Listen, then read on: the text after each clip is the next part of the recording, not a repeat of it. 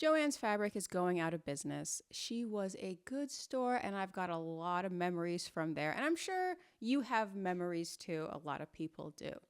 Now, this last week, I got my very last memory from Joann's. I went in to get fabric for my curtains. I don't know if you can see it behind me. I have some here, some outdoor fabric. So I am very much into crafting. If you have not seen my Hobbymaxxing video, please go check that out. Crafting is very important for the soul. I am not going to argue in this video. Check that video out. In this video, I'm going to give you a very brief history of Joann's Fabric, formerly known as Joann's Stores, and let you know why those stores are closing. Plus, I will tell you just a little bit of why crafting is so important. Now, Joann's Stores, they were founded in 1943. So what is that, 80 years ago already? By two families, the Reichs and the Rohrbachs in Cleveland, Ohio. Now, its names combine the first names of both of those families' two daughters, Joan and Jackie Ann. Now, here is a chart from Joann's 60th anniversary celebration, and here is what it says about the founding. You can actually chart the family tree to see how it got to be Joann's. It says, Hilda and Berthold Reich were running a small cheese and fancy food business in Cleveland when they were approached by Sigmund and Matilda Rohrbach, who inquired about selling fabrics in the shop. That is so sweet. The families decided to move fabrics to the front of the store, and eventually the food business moved to a different location. In 1943, the two couples celebrated the opening of what was called the Cleveland Fabric Shop. So Midwestern, so sweet. It was a year when the presence of women in the workforce was unquestioned. With men at war, all hands were needed on the home front. Later, of course, women were urged to return fully to their domestic duties. But Hilda, Betty, and Alma were not among them. They were busy keeping up with customer demand in the business in which they and their husbands were partners. That's fantastic. I'm actually going to link this at the bottom so you can go and check out all of the history of Joann's. Now, this was a family business. Their kids worked in their shop, and then their grandkids worked in the shop. The company was incorporated in 1969 under the name Fabric Centers of America, and they began making acquisitions of other fabric stores. So in 1999, they officially changed the name to Joann's Stores. They officially changed the name of the stores to Joann's Stores, which had been the company name since 1963. Little in the weeds there. Little TMI. Now, they used to be in the malls in the 1970s and 1980s. Remember the malls? The malls were fantastic. I miss the malls. Anyway, they then transferred to these big standalone stores that we are all familiar with, which are in strip malls. You know, we can just go in and it's just a Joann's. But Joann's was sold to a private equity firm called Leonard Green and Partners in 2010, and they went from being publicly traded to being a private company. Now in 2021, they went back to being a publicly traded company.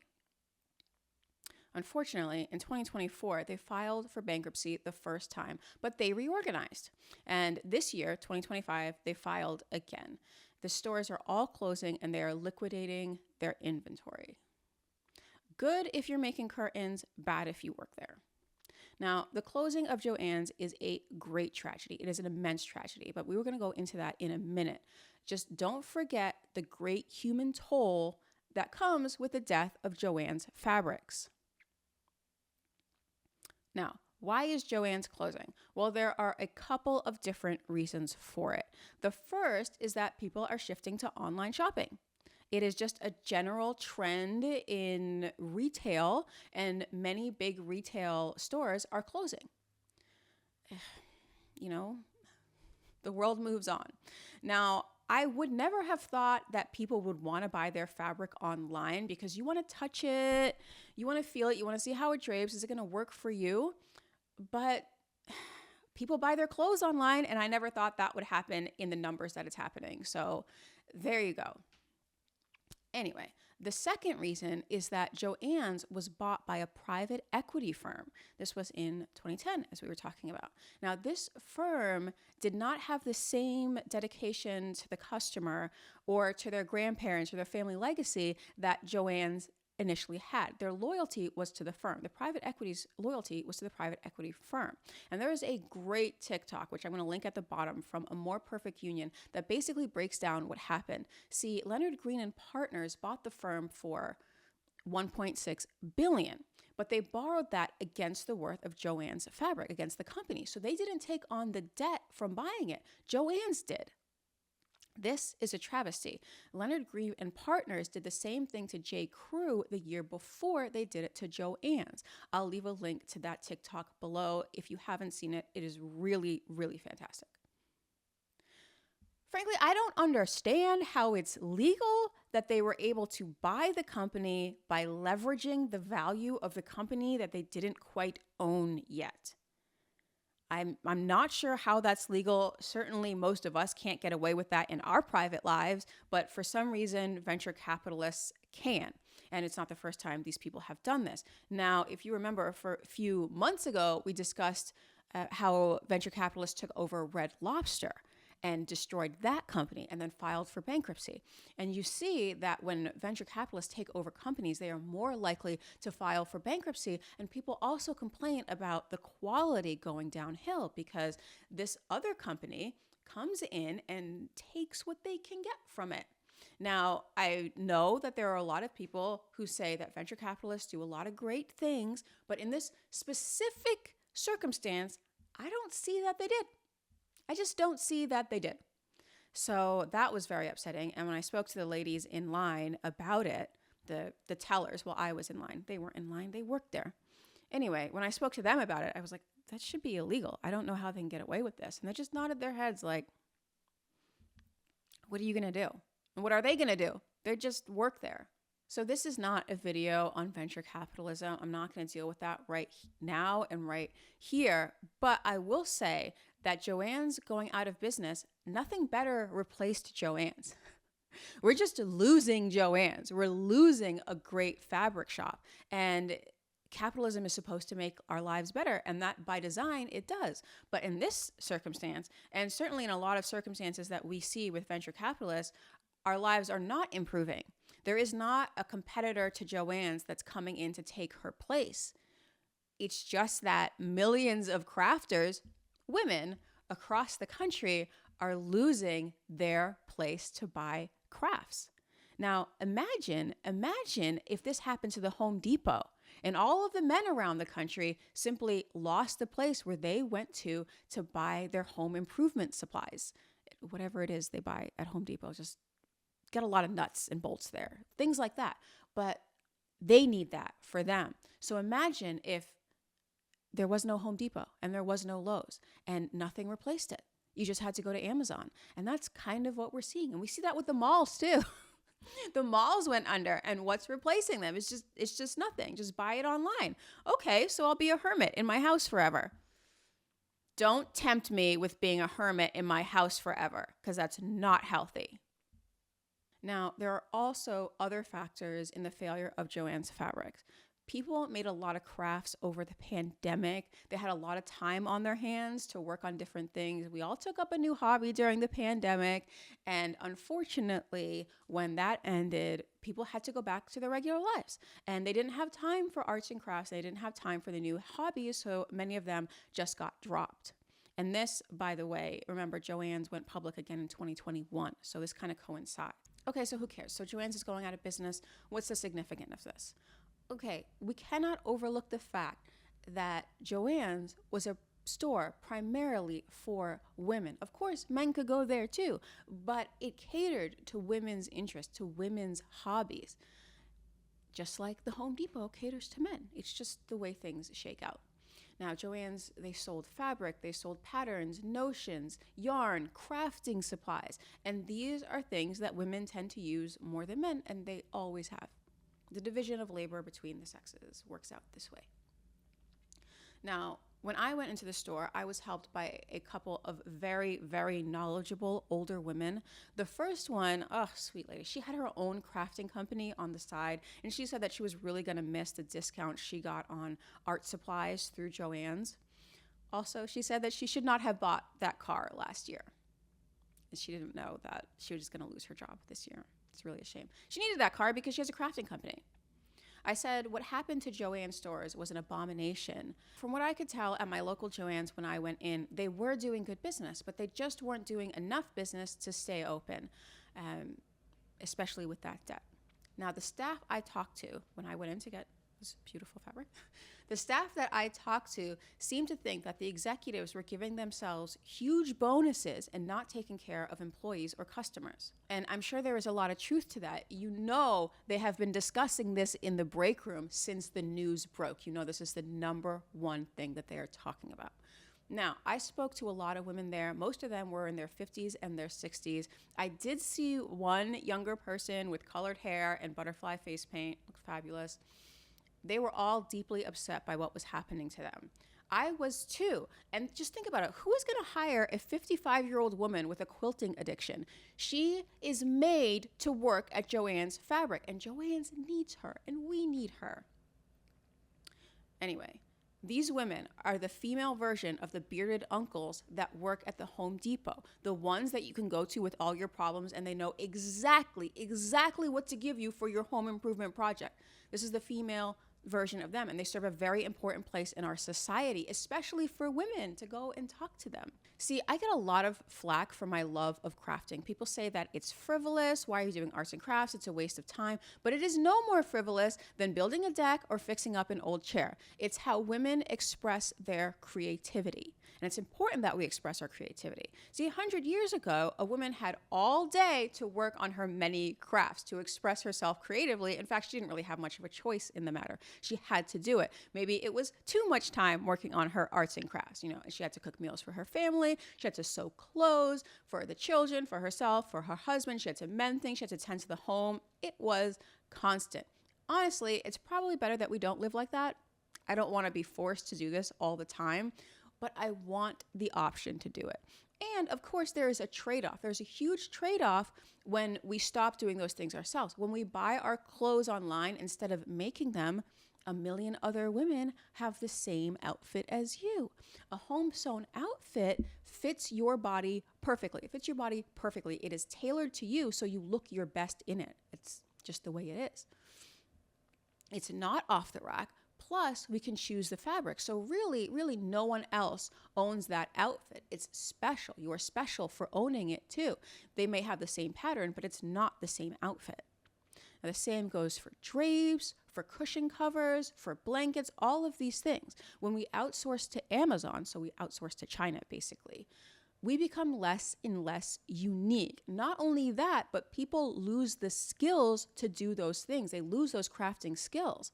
It's not just about learning how to do it or watching a YouTube video on how to do it. It takes a lot of practice to perfect those skills. It takes years sometimes to perfect these skills. And it's not just crafting skills. We also outsource many of our living. And yes, it does make our lives easier, but it also makes things a little bit worse. When you buy sauces from the grocery store, instead of making them yourself, we all get the same sauce. We're all eating the same sauce. And it all has the same additives too. It's not homemade, it's not fresh, and it's not unique or original. There's no love in it, is what I'm saying. It's not special. There's just no love in it. And that's fine because you have a lot of things to do. But you have to acknowledge the trade-offs. And that is why I am such a die-hard crafter. It's not about the craft. It's about working on yourself through the craft. And for some reason, that's just applauded in the Far East with Japanese gardens, but people ignore grandma's knitting. They completely ignore grandma's knitting. I would like to thank Debbie. Real quick, I'd like to thank Debbie for knitting my son a beautiful blanket that he is sleeping on right now. So I appreciate Debbie's knitting. Thank you. And you know what else? As AI takes many of our jobs in the future, we're going to need some way to channel our energy and our creativity in a way that is productive. And crafting is productive and it is positive. So we're going through a major social shift right now, and it helps to have productive habits to fall back on. Otherwise, people often turn their energies against themselves, against their families in very negative and destructive ways.